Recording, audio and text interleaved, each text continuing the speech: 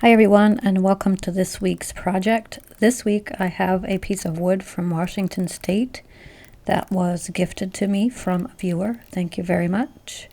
You know who you are. This is a piece of redwood. I'm not sure what type of redwood,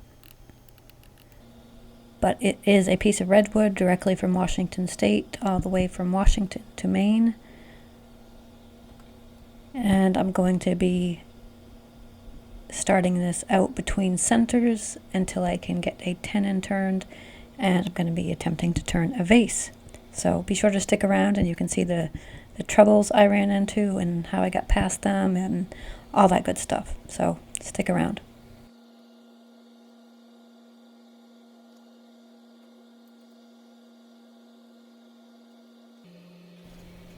So as you can see there, I used a spur drive center and the tailstock pulled up with the live center there, and I'm just going to be truing it up here, starting with the Carter & Sons bowl gouge as usual. And just as a reminder, all the tools, products, etc. that I use are going to be linked in the video description. Some of them are affiliates and some are not. I am not affiliated in any way with Carter & Son tools, but Carter & Son Tool Works, I should say, and I use their products in every video, so I just highly recommend them.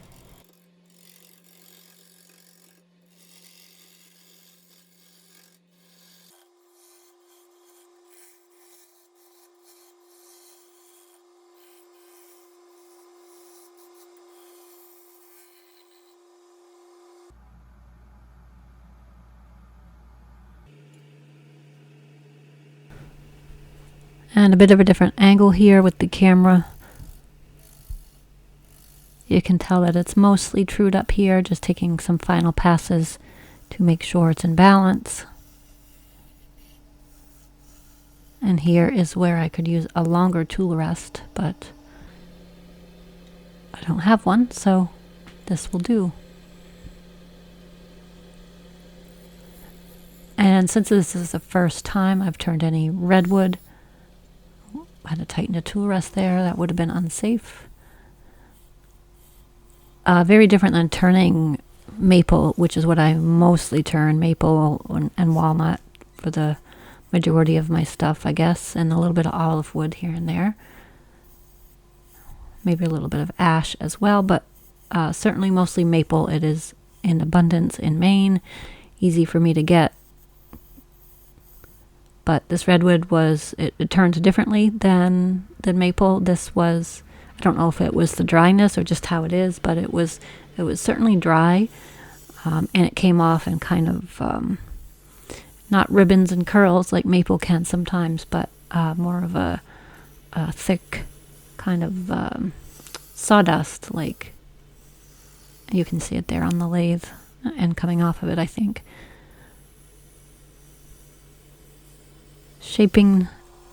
Starting to shape the vase here. I'm going for a simple shape, a simple curve. And that bottom piece, that kind of bulbous piece that you see there, that's going to be turned away.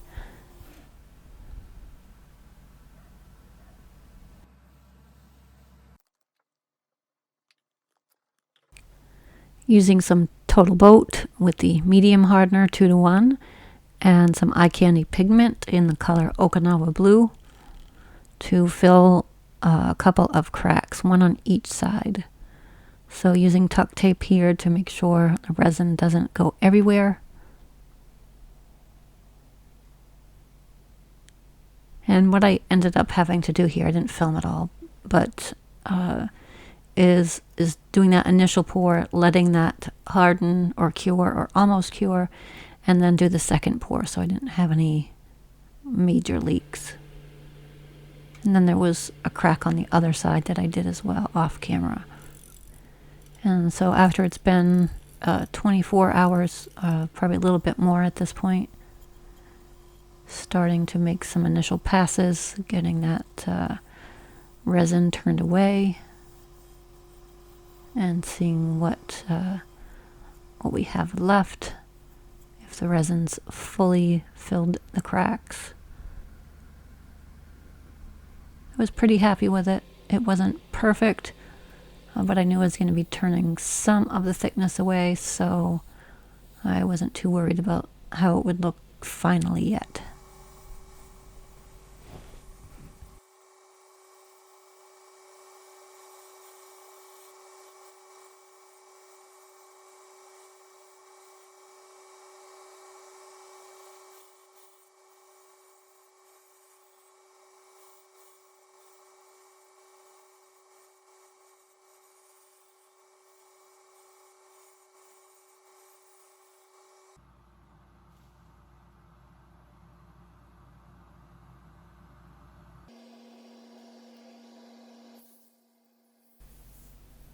So I'm sanding here. I sanded from 80 to 320 grit.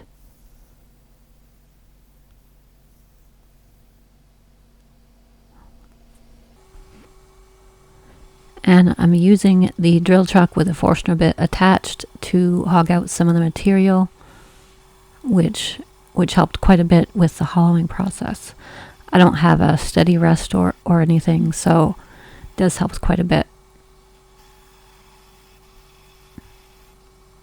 Just took a few passes and most of it was gone, and it made it much easier to hollow it with traditional tools. Still going with the Carter & Sons bowl gouge here. I do end up switching for a little bit to an Easywood Tools rougher, just because of the square tip. It helped me, because I don't have a steady rest, to safely take out some of the thickness and hollow it out. Now you're probably wondering why I am using a curved tool rest here, because I can't really fit that in there, but even that little bit of curve that goes into the opening of the vase helps just a little bit.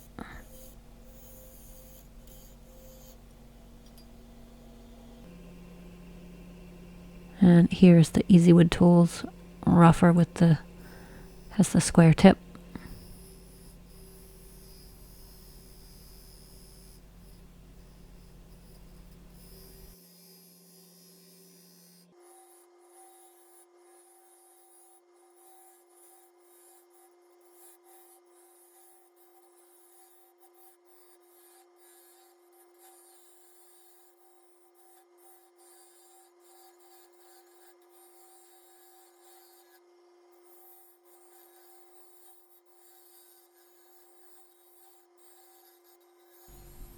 In last week's video, I asked everyone what Maine was famous for, and I had tons of responses, so thank you.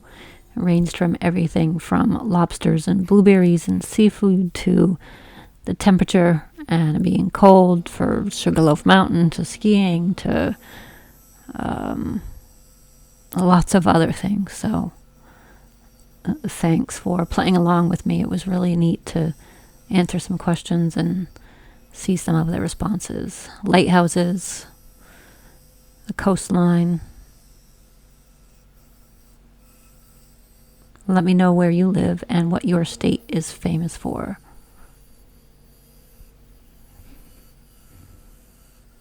I do read every comment, so be sure to read yours, and let me know if you live in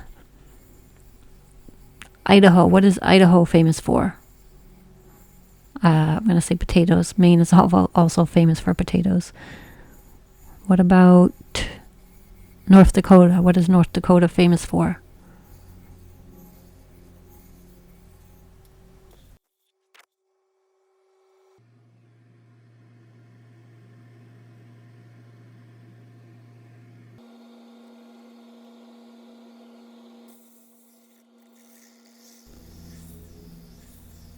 Some more sanding the inside. Same grit used from 80 to 320. Used the combination of hand sanding, which you see here, and I did a little bit of power sanding as well, using the air gun to remove all the dust. and denatured alcohol here to clean the surface. I was really amazed at this redwood. I know it's the first time I've turned it, but one side of the log has that pattern that you saw there, and the other side is I don't want to say plain, but it's more plain than that side. Wood grain is always interesting. So I applied sanding sealer, and here I am denibbing it with a Scotch-Brite pad before I apply the finish, which is going to be the Axe sanding abrasive paste and the Axe polishing paste. I do have a discount code for Axe, for Total Boat, and for Star Bond if you want to check those out. They are in the video description. You can save money on some great products.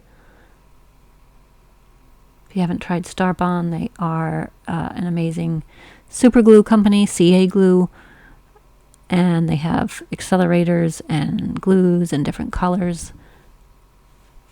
I find them very helpful. Total Boat, as you know, I use quite a bit in my projects, and Axe in almost every project. Another company that's offering a discount to viewers is Ariat Workwear. You'll find a link in the video description as well.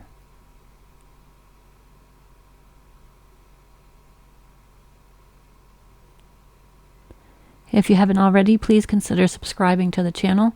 It is free, and I release a new video every week.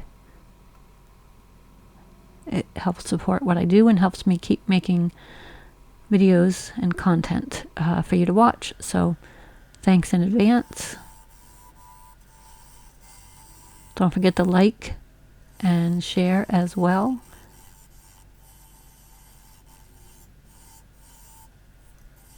So what I did here is, I have the parting tool right now, but I went between the parting tool and the skew chisel. Hard to tell there, I know, but when I got down to a certain point, I used this Japanese type saw, pull saw, to take it off, and then I used the drill attachment with the sander and sanded it flat, and then used my branding iron to put my logo on it. And there you have it.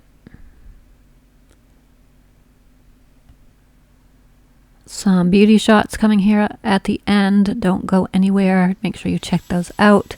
Also, if you keep watching, there are links to my social media pages, Instagram, Facebook, etc. And thank you so much for watching. I really appreciate it. Again, if you haven't subscribed yet, please, please, please hit that subscribe button. I would really appreciate it.